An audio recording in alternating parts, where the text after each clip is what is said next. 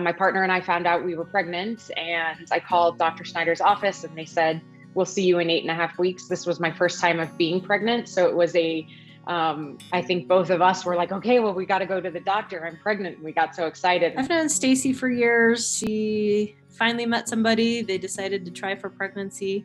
Very lucky, got pregnant in the first couple cycles. We waited until we could get into her for the first visit and the first ultrasound. And that's when we found out that it was likely not a viable pregnancy. Ultrasound wasn't acting consistent with what she should be based off of dating. The ultrasound, what they saw, she thinks was twins, which also just kind of hurts my heart because it would have been so special and endearing. My dad is a twin. But they only saw one sac on one side, and it was the size of a 6.5-week fetus. So it was not tracking to how far along I was. We weren't seeing the pregnancy structures that we wanted to see on ultrasound. So I was very concerned and told her that I think we need to be just cautiously optimistic about this being a successful pregnancy. We waited about 10 more days to go back for another ultrasound to see her, and unfortunately got the news that it wasn't a viable pregnancy. She was appropriately upset about it.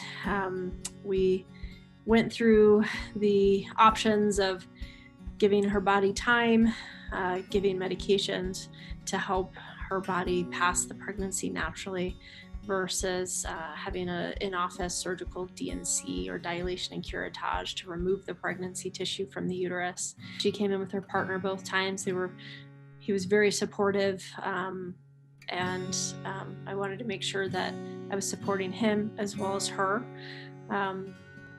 Ultimately, she decided to take medications, but I think she simultaneously started just passing the tissue on her own. I just can't say enough about Dr. Snyder and her whole office, of the team around her, of being able to get through to her and answer questions, and the ultrasound techs that found us. I mean, we were both in tears in the room and found us a private room to wait before we saw Dr. Snyder. So the whole experience, while very painful and hard and emotional, also just felt so gentle in her office, both physically and emotionally. Miscarriage is very common.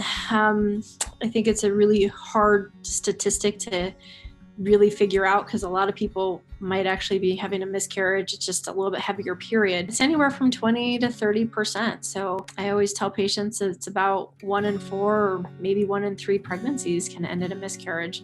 Everything just has to be perfect in order for the developing embryo to go on to be successful and implant. The signs of miscarriage can be tricky because it can also be normal signs and symptoms in pregnancy. So you can have loss of nausea or pregnancy symptoms. I did feel different and I felt pregnant. And then,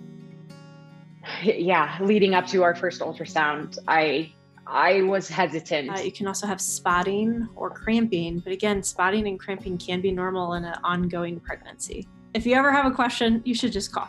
And our motto in our office is you call us anytime and we'll get you in, and we'll always get you evaluated. In terms of trying again after a pregnancy loss, a lot of patients do choose to wait for their menstrual cycle to come back just to know that their body is back, so that they feel like they're back to normal.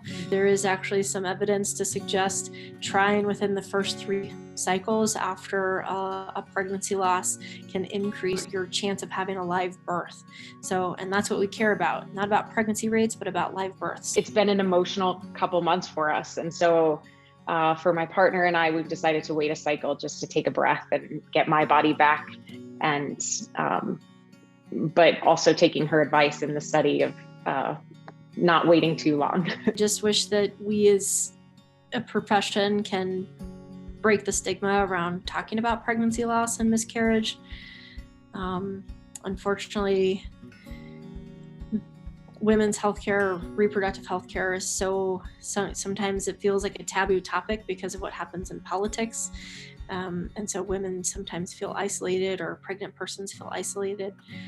But that the more we can talk about loss, the more we can normalize it and realize that many of our friends and family members have gone through the same experience. I think that is the takeaway of just feeling so grateful for the network of friends and family that we do have around us to be able to talk about it. And we're optimistic that we will be able to have children in the future. So she's supporting us in that journey as well as we move forward.